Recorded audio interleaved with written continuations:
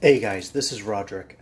Today I want to talk a little about what I plan on doing with my channel so you guys know what to expect, as well as kind of go over what I'm doing today, of course. So my goal is to do a bit of research and study of different recipes and kind of try to create my own new original menu. And I want to walk you guys through my creative process so you guys can do the same sort of thing. Today I am going to try to make a Thanksgiving style quinoa stuffing using and we're going to use this to stuff a chicken today, kind of as an experiment to see if it works. So we're going to want a little bit of quinoa.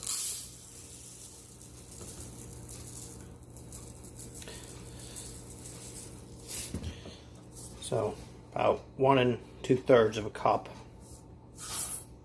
Now that doesn't look like a whole lot. I mean, it's only about 1 inch deep, but quinoa does expand like rice about 10 times its natural size when soaked and cooked in water. All right. So next we're gonna add the seasoning. So I got my my custom salt and pepper blend. I hand grind this. I'll try to put a video just on exactly what I use and everything out eventually. Probably it might even hit before this if I remember to do it. Alright, so we're just going to use a 1/4 teaspoon. We're going to see how that turns out today. We can add more or take some out if we don't like it.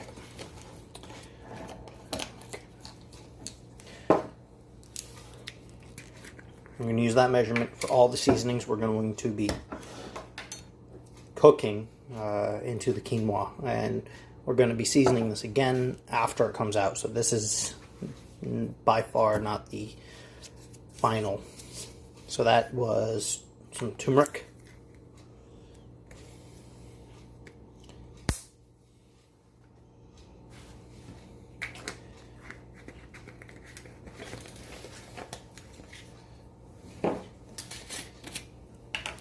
and some garlic powder. Unfortunately, there's no label on this container. It's just a recycled container. You can actually save a bit of money, especially on spices, by buying certain things in bulk. For example, garlic powder, or in this case, granulated garlic, is much cheaper when you buy a large container of it. And if you use a lot of it, a lot of people end up do end up doing that. It's better to just buy the larger container and spend the money on that rather than having to pay for the little bottle every time, because those can easily be about $5 or $6 around where I live, and that's per unit. So next we're going to add about 3/4 of a cup of mushroom stock. Okay. And this one's College Inn brand. No GMO, no MSGs. The thing you got to worry about here is a bit of sodium, but that's it's got low carbs and no sugars, no fiber, unfortunately. Let's see, a little bit of protein, but not a lot. And we're going to pour that in. Alright, we're going to take this container. I'll be right back once it's filled up. I'm going to fill the same amount, 3/4 of a cup of cold water. Alright, now we're back with the water. Just going to pour that in. This kind of, doing the spices first and then pouring your liquids in, does help to mix the spices into the water a little more thoroughly. Now I'm going to pop this right into my rice cooker and get it going. Hey guys, coming in with an update on the quinoa. So this is not what we were looking for.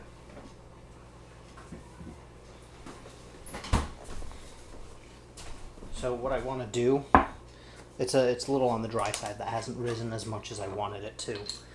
So we're gonna add another half a cup of each of the mushroom stock and the water. I'll be right back with the water. Alright, we're just going to pour that in. Try to spread it evenly. And we're going to throw that back on the heat. Alright, I'll come back to you when I have more update. Alright, so let's continue. Now we're going to carefully remove this from its heat source. And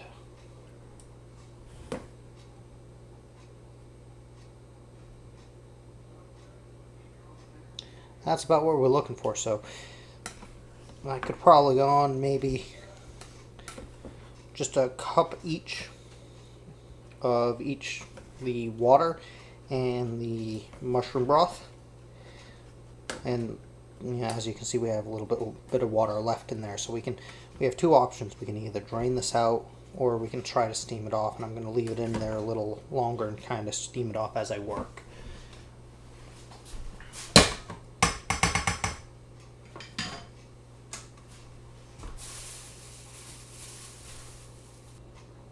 All right.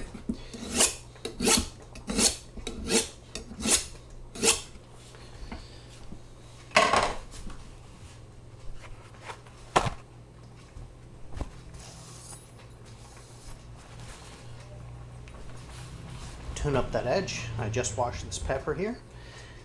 So this is a bell pepper, also known as the sweet pepper here in the U.S. And a lot of other places around the world call them capsicums. So these are all the same peppers. This particular strain is the orange type.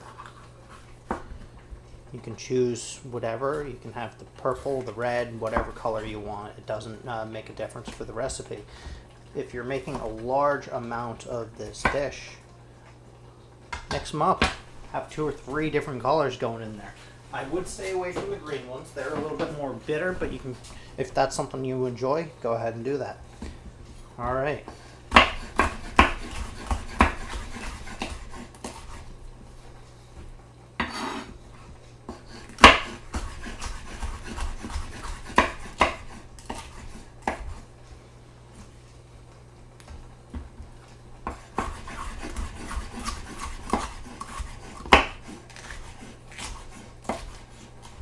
So my cutting technique is a little off because I can't switch my arm because of my recording equipment. I can't push my arm out to the left. Normally I'd be coming in from here, but that kind of is an awkward position too because I have to have my arm up higher than I normally would.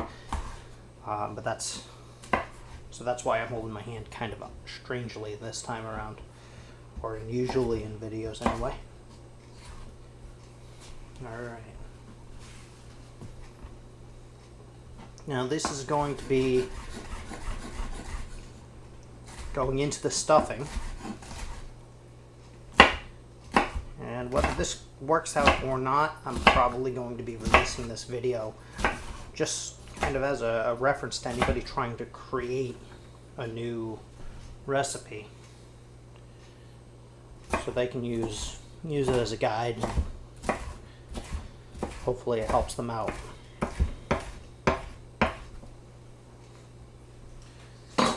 Alright, so that's one diced bell pepper there. I'm going to drop that in a smaller container here. And I'll be right back once I've cleaned this up.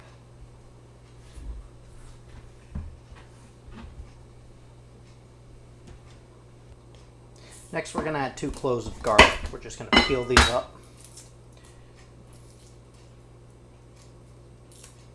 You just want that outside layer right off. Let's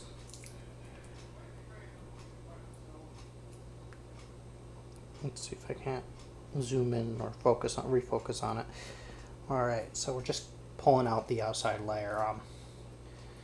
It's a little tedious. I don't want to record the whole thing, but as you can see, there's a dry, filmy, papery sort of texture on the outside. We're going to remove that, and I'll cut back once I've gotten both of them off.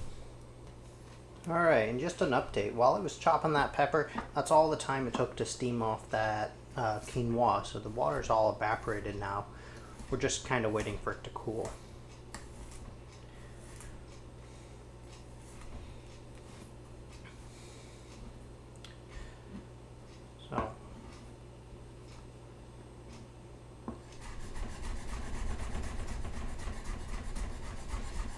I'm just going to mince this up real quick. You can use a food processor if you prefer for this. For the diced peppers, you can actually use one of those slap chopper things. I just am in the habit of using my santuku or my French chef knife.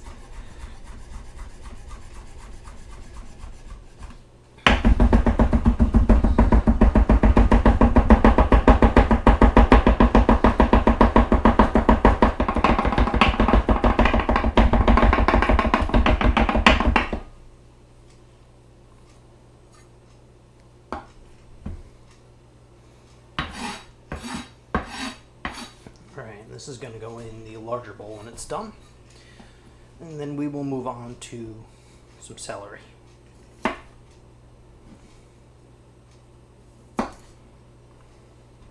going to pause that, finish this up so you're not staring at me doing the same thing over and over again the whole time. Alright, for a brief explanation as to why I'm putting these into two separate containers.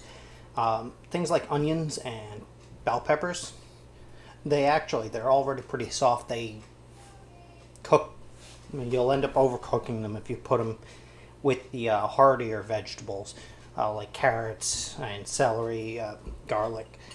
The celery and the garlic actually go with the carrots and other hard vegetables like that because it goes a long way into flavoring the oils and everything else in the pan, so you kind of imbue the flavor of those vegetables. Sorry, I'm waving my hands in front of the camera. You imbue the flavor of those vegetables into the final dish. So you want to get those going early, get them in there, get them cooking, and then add the other ingredients. So in this case, I'm also going to be putting mushrooms in the kind of in between, because realistically, you have another bowl, chop up some mushrooms and do those in the middle. Alright, I'm going to be using sesame oil. I'm using Spectrum right now.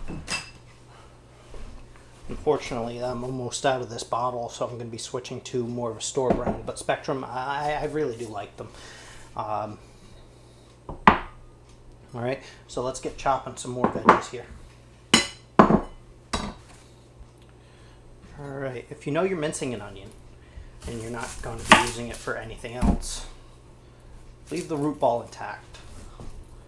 We're going to chop right through that. And then we're going to peel the onion, so I'll be right back. When you're peeling an onion, just take the very outermost layer and any layer beyond that if it's destroyed, and just peel it away, and that's all you need to remove. It saves time to have a small trash container next to your workspace. Now this is where you want to be a little careful. We're not going to go all the way through, but we're going to utilizing our thickness, our desired thickness, usually about 1/4 of an inch for a dice. You can actually do a 1/2 inch dice, or there are slightly different sizes for what you want to do. And we're just going to cut layers.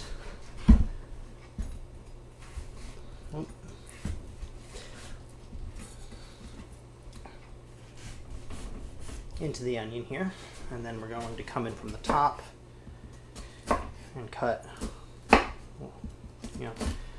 it this way, same thickness, going straight down through the onion half. Alright, now we're going to line it up again, same thickness, straight down. Dicing an onion has always been pretty easy. No matter how you end up doing it, it's always pretty easy. This is just the most efficient way to do it. Now you might end up with a tiny bit like this at the end of the half. I just go into kind of a mince mode here. See that? Nice and evenly chopped.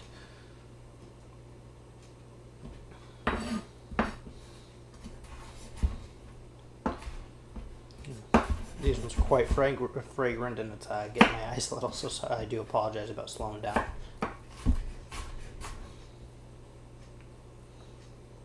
It's better to be safe and sorry, safe than sorry when you're handling a knife. Alright, I'm going to cut the other half off camera, and these guys go in with the peppers.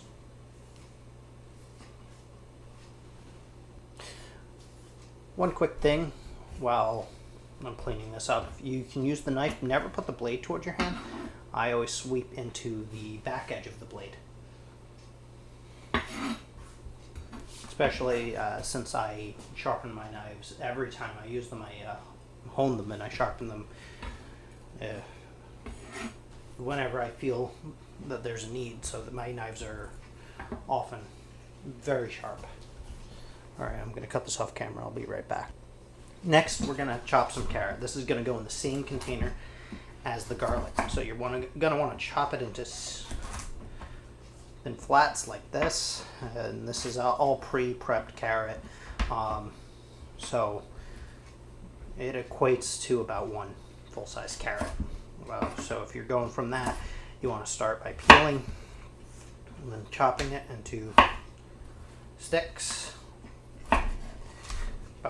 Roughly about, and you don't have to be exact, but roughly about 1/4 inch.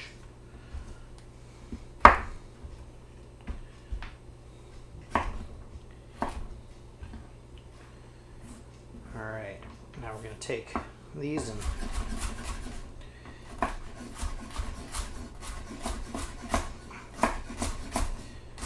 chop these up, and these are going to go in the same bowl as the garlic. So there's what you're looking for your dice.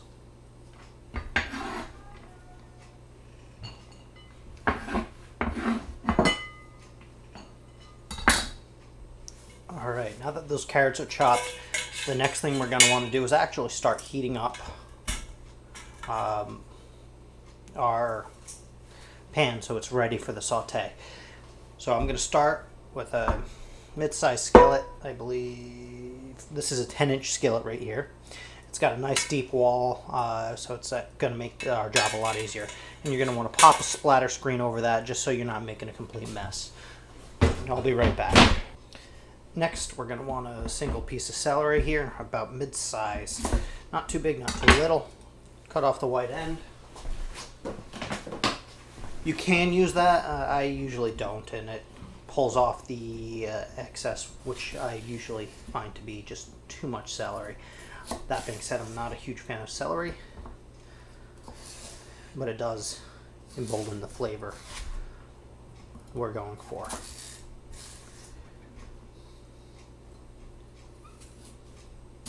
Again, this recipe today is being based off of wanting a little extra to go on the side, as well as some to stuff a chicken.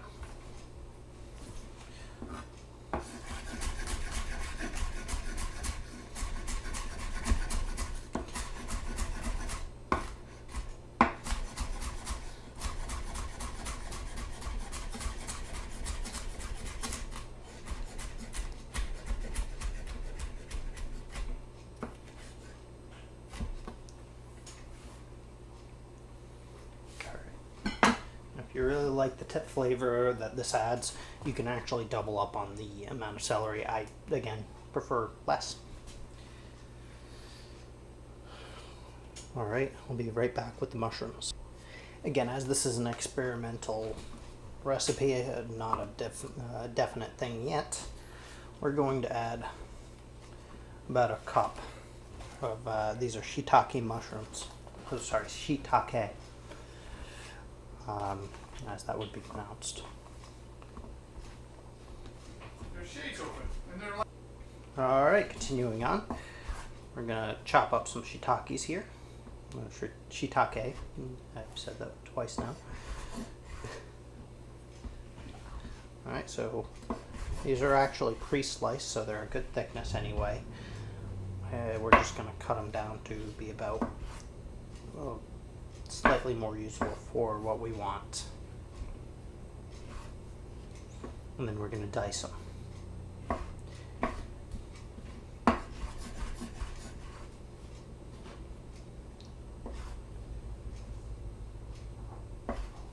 I apologize if you can hear that. Somebody's actually pulling out of my driveway.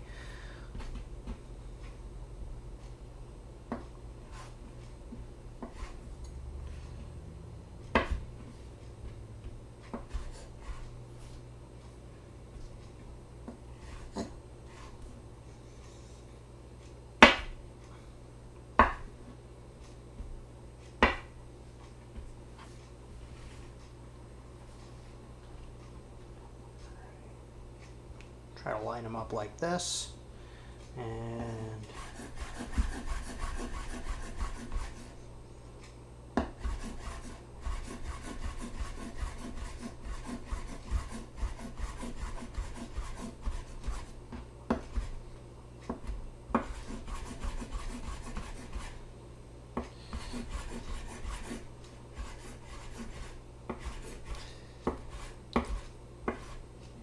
the reason I'm using mushrooms instead of some ground meat or something, which actually goes great in a stuffing like this, is I'm trying to limit certain aspects of the recipe here, and this is going to be stuffed inside of a turkey. That's again why I used the mushroom broth. So we're trying to reduce certain and regulate certain different types of nutrient in the final dish. So that is the inspiration behind what I'm doing here. Alright, so for now we are done at this workstation. I'm gonna pause you there and come back. Alright, we've moved over to the electric range. We're going to take that off for now, and we're going to add our first ingredient.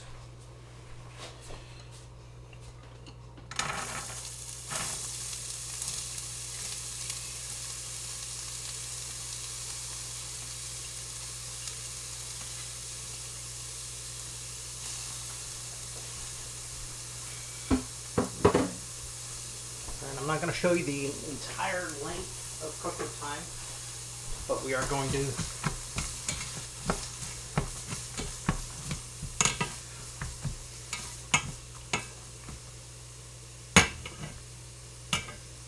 be showing you some work here.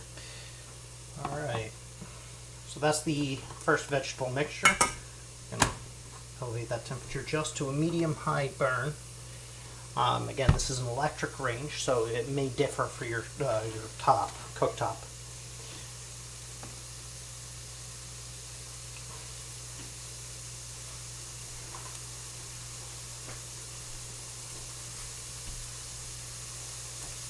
Alright, I'll cut back in once I'm ready to show you more. Alright, so while that's cooking over here, we're actually going to start by setting up the seasoning mix. So we're going to take salt and pepper. I should be measuring this exactly, to be honest. I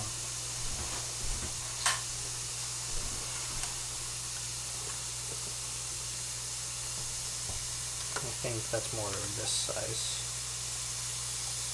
So that's about a 1/4 teaspoon of salt and pepper.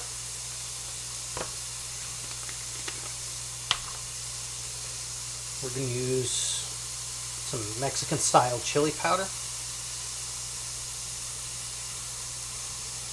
About 1/8 of a teaspoon of that.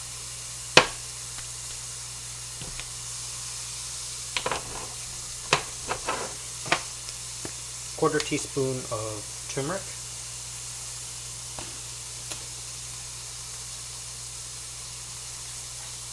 And you want to level that, so shouldn't be bulging. Should be nice and smooth.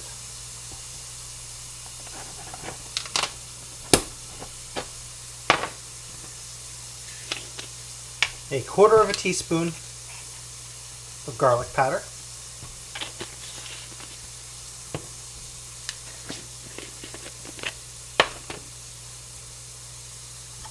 About 1/8 of a teaspoon of chili, cayenne pepper, and alright, and last but not least, we want to take about 1/2 a teaspoon of this Badia fried rice seasoning. I'll try to show you there. I haven't tried any other brands, but Badia does a pretty good job.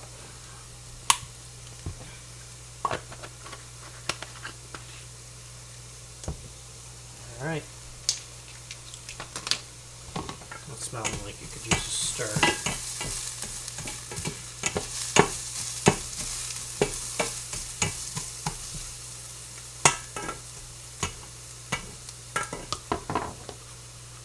You want to blend those spices nice and evenly.